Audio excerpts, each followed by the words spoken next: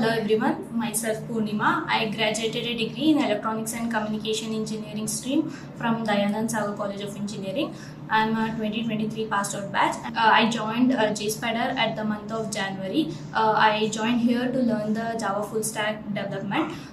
The trainers here are very well, they taught us the technical skills very well. I'm thankful for the trainers who taught me the technical skills.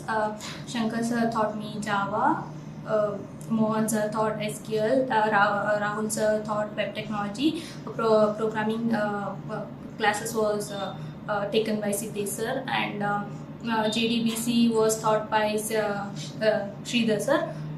And I'm really grateful for the placement team, especially Preetham sir, who provided me this opportunity to participate in this drive.